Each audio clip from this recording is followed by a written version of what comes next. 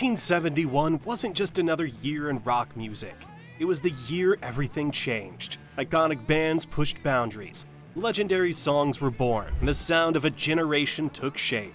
From Zeppelin's epic anthems to Bowie's fearless reinvention. It was a time when rock wasn't just music, it was a revolution. But why did 1971 hit so differently? Why did that year produce so many songs that still define rock today? Was it pure coincidence?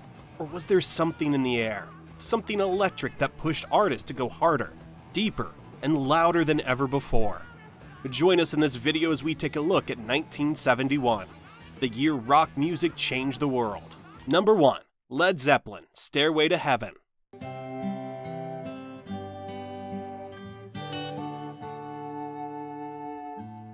You can't talk about 1971 without diving straight into Led Zeppelin 4 and its untouchable centerpiece, Stairway to Heaven. This song didn't just set the bar for rock anthems, it built the bar, wrapped it in mysticism, and threw it into the cosmos. Starting as a delicate, finger-picked folk tune and building up to a thunderous guitar solo that scorched the earth, Stairway became the ultimate Journey song. 8 minutes of pure, unfiltered rock majesty. But what really made Stairway to Heaven a game changer? It redefined how audiences perceived rock, as not just raw energy, but as storytelling and musicianship. FM radio stations played the entire 8-minute track despite its length, an unheard of move that signaled a shift toward more ambitious, artistic rock formats. Number 2. The Who, Baba O'Riley.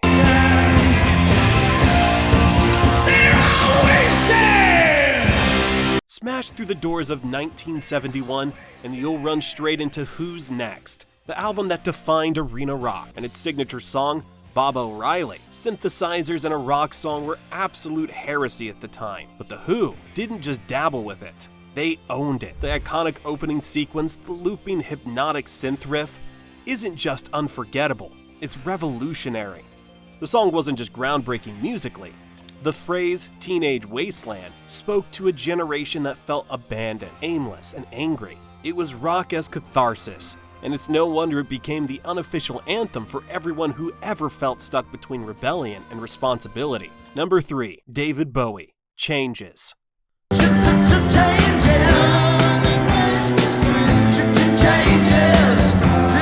1971 also saw the emergence of a rock chameleon, David Bowie, embracing transformation like nobody else. With Changes, he essentially laid down his mission statement, "I'm never gonna be who you think I am."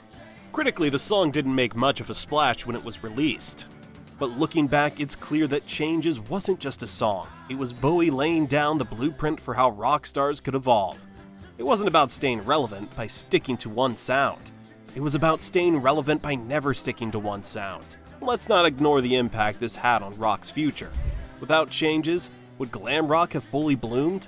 Would artists like Prince or Madonna have dared to constantly reshape themselves? David Bowie's fearless embrace of fluidity set a precedent that still echoes through pop culture today. Number 4. Joni Mitchell, A Case of You.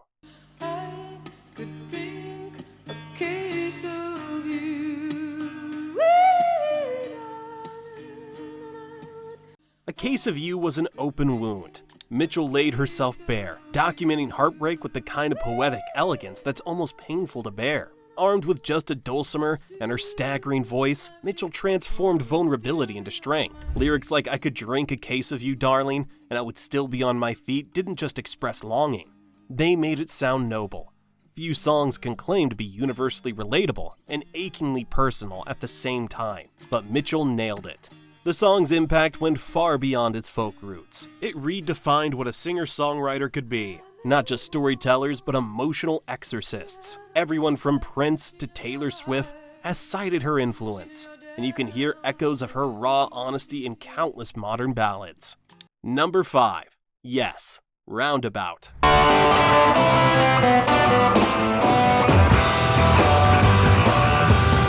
Progressive rock took a giant leap forward in 1971 when Yes unleashed Roundabout in the UK. Featured on their album Fragile, the opening notes alone set the stage for something epic.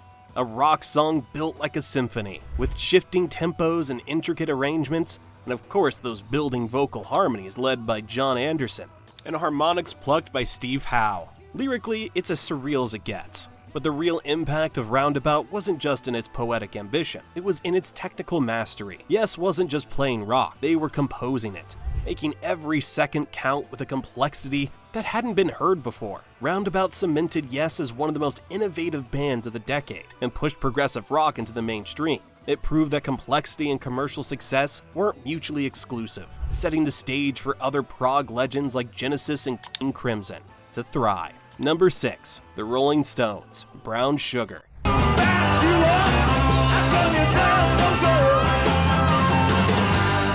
We already know that nobody did raunchy, rebellious rock, quite like the Rolling Stones, but in 1971 they dropped a track so brazen, it practically burned a hole through the radio. Brown Sugar was the opening salvo from Sticky Fingers, and it hit with the signature Stone swagger. Raunchy lyrics, a killer riff from Keith Richards, and Mick Jagger strutting through the vocals like he owned the place. But make no mistake, this song is controversial. Even back then, the lyrics raised eyebrows, dealing with slavery, exploitation, and raw lust in a way that only Jagger could somehow get away with. Brown Sugar was proof that rock could be gritty, dangerous, and unashamed of its rough edges. For better or worse, it cemented the Stones as the ultimate bad boys of rock, a title they still wear proudly. Number 7. Pink Floyd, Echoes.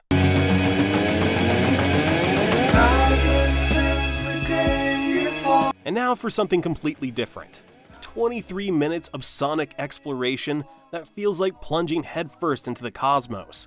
This track marked a pivotal moment for Floyd. It was the bridge between their psychedelic beginnings and the progressive rock grandeur that would define the dark side of the moon. From the iconic pings that opened the track, a sound so simple yet so haunting, to the swirling, cascading guitars and ambient soundscapes. It's a masterpiece of atmosphere. When it first debuted live, audiences didn't know what hit them. Was it rock? Was it jazz? Was it some kind of interstellar jam session? It didn't matter. Echoes made it clear that rock wasn't just about riffs and lyrics anymore. It was about pushing boundaries and immersing listeners in a sonic universe. Number 8. The Doors, Riders on the Storm. Riders on the storm. There's a killer on the road. 1971 also marked the end of an era. Just a few months after recording Riders on the Storm, Jim Morrison was found dead in his apartment in Paris. It was his swan song, a dark, moody track that feels like a final farewell from one of rock's most enigmatic frontmen. The song's haunting piano lines and Morrison's silky, almost hypnotic vocals wash over you like a rainstorm at midnight. But beyond its moody vibe, Riders on the Storm marked a turning point for rock as a form of cinematic storytelling. It wasn't just about lyrics and melody. It was about crafting an immersive soundscape that pulled listeners into another world. The song's genre fusion and haunting tone influenced countless bands in the decades that followed. Number 9. Carole King, It's Too Late. And it's too late, baby, now it's too late, though we really... Rock wasn't merely about bombastic riffs and rebellious anthems in 1971. It was also about heartfelt confessions that hit like a punch to the gut, and nobody delivered that better than Carole King. It's Too Late from Tapestry was more than a breakup song. It was an anthem for moving on with grace and honesty. King wasn't trying to be flashy or loud. Instead, she stripped everything down to its emotional core. With that smooth, jazz-inflected piano and straightforward delivery, this song quietly sat you down and made you feel every word. The lyrics were painfully relatable, capturing the quiet realization that sometimes love just fades. Tapestry became one of the best-selling albums of all time, and It's Too Late was its emotional centerpiece. Rock music wasn't supposed to be soft and introspective, but King made vulnerability feel powerful. She wasn't writing songs, she was opening her diary and letting the world read it. Number 10. John Lennon, Imagine.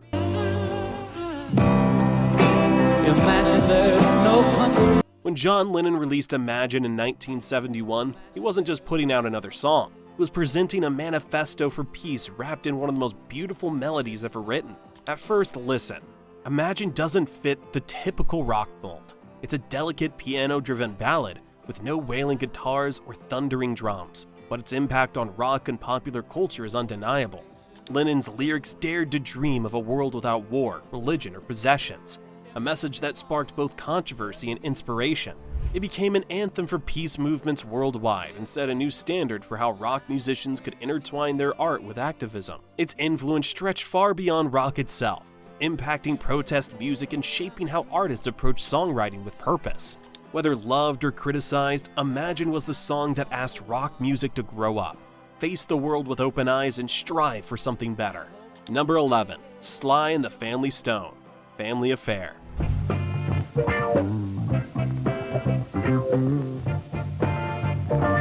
Released in 1971 on the game-changing album There's a Riot Going On, this track marked a stark departure from the band's earlier, more upbeat hits. Instead of funky optimism, it gave us a raw, stripped-down reality check. This wasn't the vibrant, horn-driven Sly Stone everyone knew. This was something darker, gritty drum machines, sparse keyboards, and a vocal delivery that sounded weary and detached. The song's minimalist vibe mirrored the chaos in Sly's life. By blending rock, soul, and funk in a way that felt both eerie and revolutionary, Sly created something timeless. It was a stark reminder that rock's rebellious spirit wasn't always loud and proud. Sometimes it was quiet, brooding, and introspective. Number 12. The Allman Brothers Band, Whipping Post.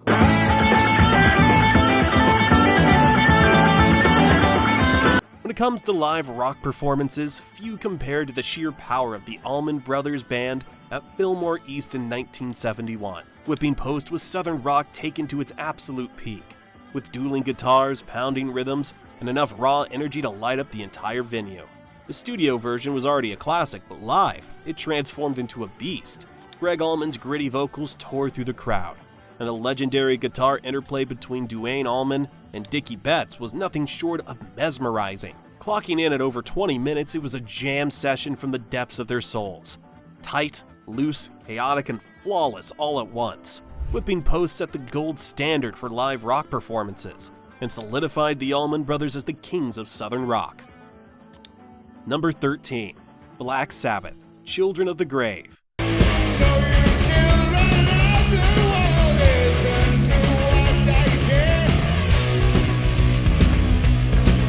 While most rock bands were still caught up in the flower power and peace anthems, Black Sabbath decided to summon the apocalypse. Children of the Grave from Master of Reality hit like a battering ram, dark, ominous, and unrelentingly heavy.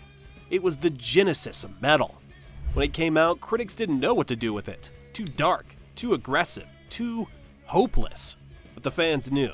They saw the birth of a genre that embraced fear and defiance. Children of the Grave was a manifesto for the disillusioned, a rallying cry for anyone who felt the world was spiraling into chaos. Number 14. T-Rex, Bang a Gong, Get It On.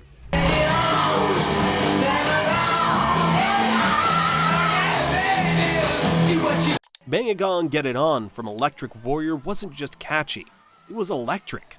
Mark Bolan knew how to make a song feel like a party wrapped in leather and glitter. With its sexy groove and irresistibly fuzzy guitar riff, the track had a style that practically oozed out of the speakers. Bolan's vocals had this effortless cool, like he knew he was the rock god of the moment and wasn't about to apologize for it. Bang a Gong blasted through the airwaves and gave glam rock its defining anthem. Suddenly, rock could just be about showing off and looking good doing it. The track influenced everyone from David Bowie to the New York Dolls, and even laid the groundwork for the glam metal explosion a decade later. Number 15. Rod Stewart, Maggie May. You stole my heart, but I love you anyway. Maggie May is the ultimate coming-of-age anthem, dripping with raw emotion and a touch of reckless abandon. There's nothing polished about it. The acoustic guitars sound almost drunkenly loose. The mandolin feels like it wandered in from a folk jam.